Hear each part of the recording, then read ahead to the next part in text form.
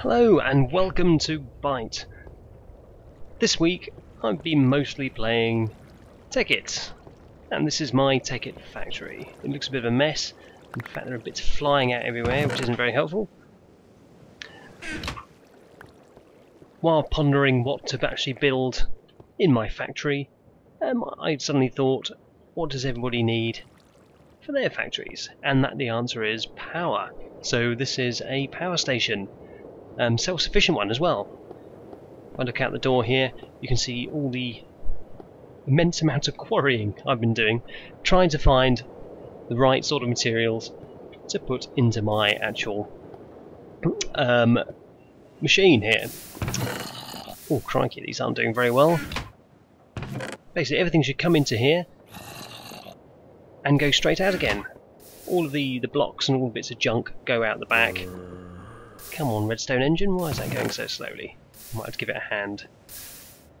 And very economical and green I am. I tip half of it away down this big gap in the land here.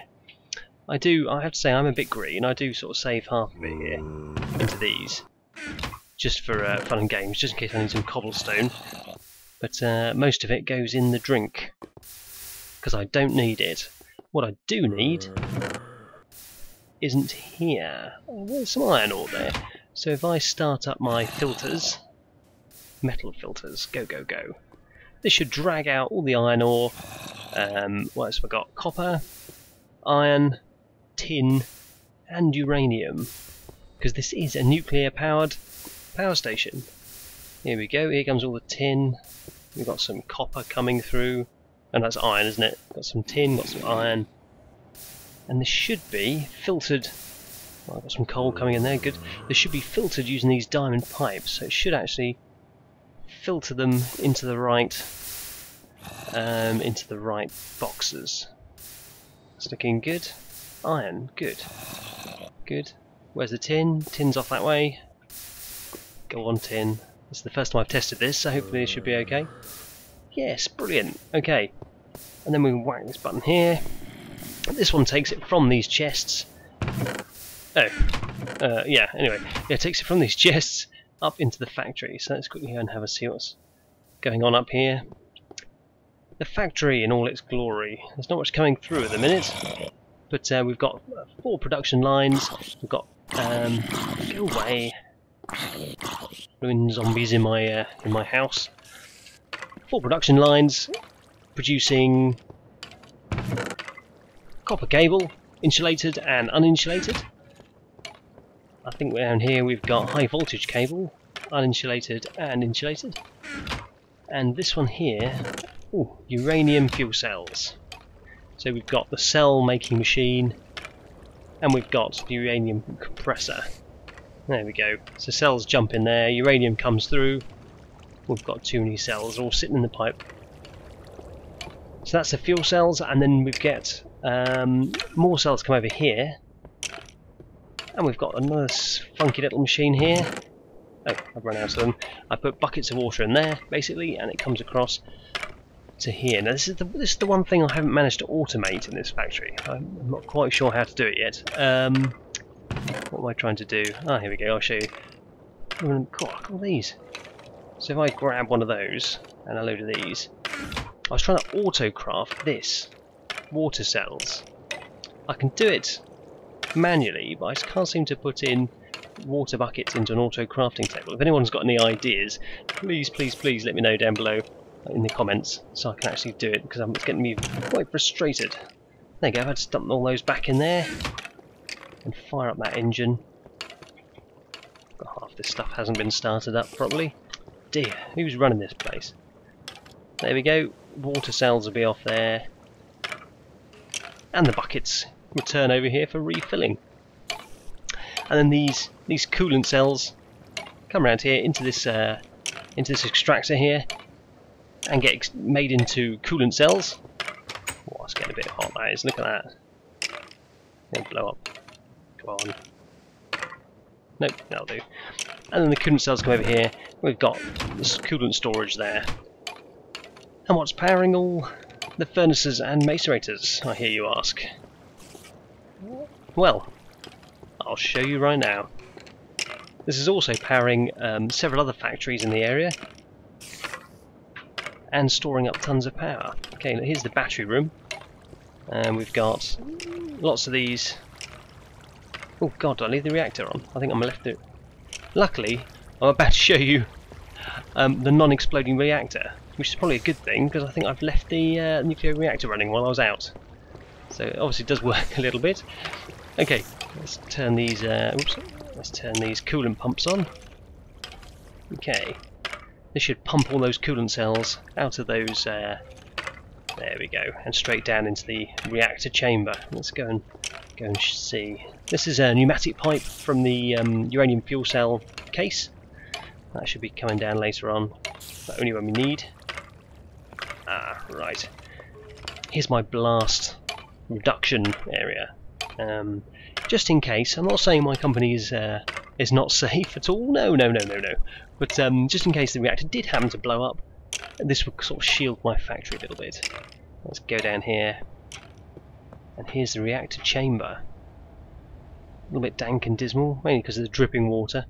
But look at that. There's not one but two reactors down here. One not enough for me. Need two. And here we go. Reactor number 1, reactor number 2. Little hole in the middle there. I can click on there and see what's going on. So we've got quite a few uranium cells there, and a few cooling cells. We've got little things here with lots of fuel cells there. Actually, I'm not sure that's not working. That should really be pushing fuel cells down. Let's see, that was working a minute ago. Let's just test that. And this reactor, I think, is inactive. Oh no, it's not. It's got a few bits in there. As you can see, actually, this is the system at work. There we go. The coolant cells actually decay quite quickly, as you see there. So then you continue replacing the uranium cells. I don't think I've replaced them yet, so I'm not too worried about them. But the cooling's the main thing. So in this chest here, we've got a load of coolant cells, and I think, yeah, there we go. From that switch we switched earlier, there's all the ones that I've just made and stuck in the chest up in the workshop. So they'll come down and populate these. The trick here is that we've got a timer attached to a retriever with a coolant cell inside. Okay, what this does is every tick, see, it goes around and it flashes. Oh, well, it stops. That should flash and sends a pulse into the retriever, and it pulls a coolant cell out of the chest, fires it down the pneumatic tube, and it fires it into the reactor. So as soon as one gets lost, so if I take one out and stuff it in there, you should see overkill slightly. One will go in and the rest will bounce back because it's full. So I didn't quite need that many, but that's it basically. So if you keep the chest full up, the reactor should not overheat. It'll continue sort of pushing coolant cells actually into the reactor and cool it down. So you shouldn't actually have an overheating reactor at all. But just in case, if you're wondering why I've got such a big cavern, that used to be my previous reactor. Yeah, so I'm quite anxious to avoid that because I don't like repairing half my factory again. So I've put in a second layer of defence, which is this here, a thermal monitor on the side. And you can adjust that to wherever you like. There's no point in doing that because it's 12,600 an explosion. So if I put it at 1,000, that's about, gives it enough time to repopulate with coolant cells. So if that goes off, then it activates this redstone here. That leads off to the main alarm system, which sets off all these alarms, just to make sure I'm aware of what's going on. It also activates this block, or powers this block, which turns off that, which turns on, if I look down here, I don't know if you can see, just about, you see that one little redstone torch. With this off, that will go on, and power beneath the reactor turns the reactor off. So that will shut the reactor down. So if for example, I do something very careless, say for example, I've just come back from the pub, as you do, and then go back to work at the local power station, nuclear power station, as so often happens in The Simpsons, maybe. And there we go. Accidentally knock off the coolant tube. I didn't need that anyway. I'm sure I put some beef in here somewhere to cook while I was a bit peckish. Must be under some of these blue coolant cells. So let's take out all these coolant cells just for a laugh. Let's put that back in and see what happens. Look at the heat's not going up just yet. Let's scrap these coolant cells and see what happens. Here we go, look, heat's going up. Of course it's 1,000. There it is. So when it gets to 1,000, alarm time. There we go. And if I look at the temperature, the reactor shuts off at about 1,000. So even though there's very few uranium cells in there, I'll just put this. If I connect that back up again, you should see the coolant cells flood back into the reactor to cool it.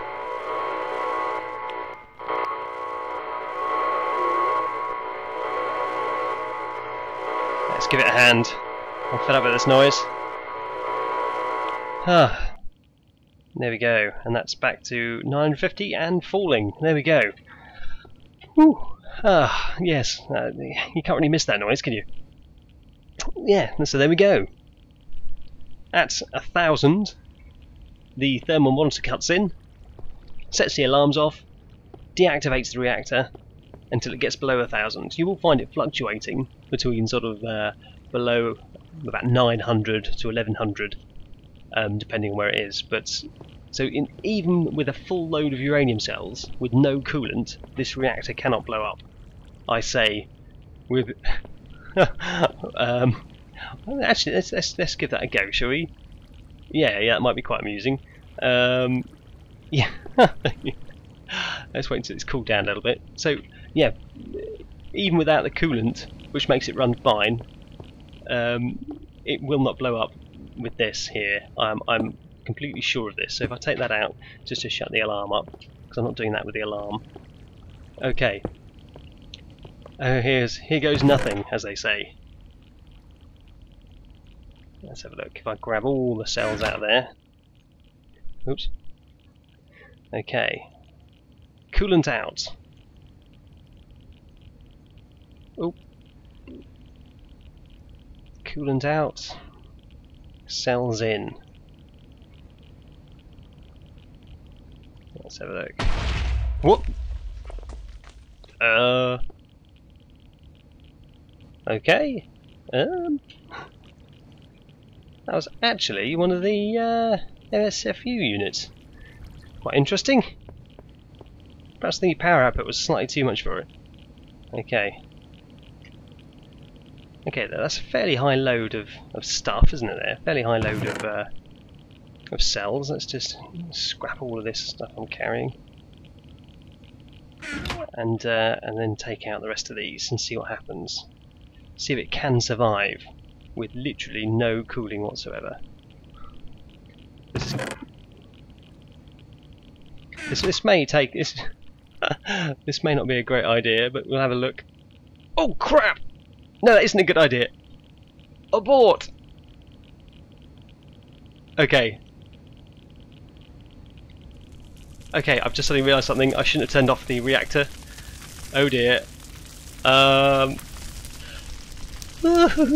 Stop! Quick, quick! Where's my redstone? I'm going to redstone.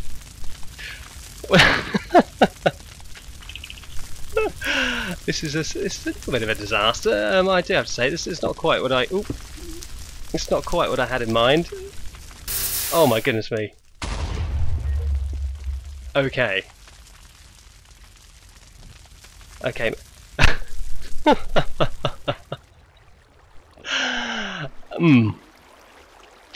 My work days have gone better. Okay. Oh dear. Well, that reinforced glass worked well, and I think I found some oil. Oh, it's a bit late for that, isn't it?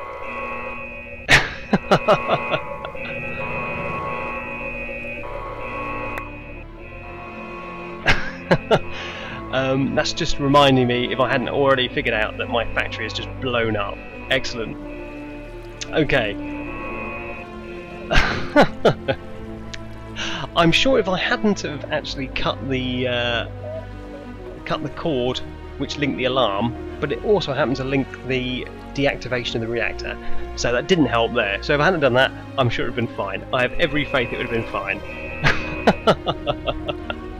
Otherwise, yes, that's how you do it. Basically, that's a non-explodable reactor. Okay. Let's get this place repaired. It could be a long night. See you later. Ugh.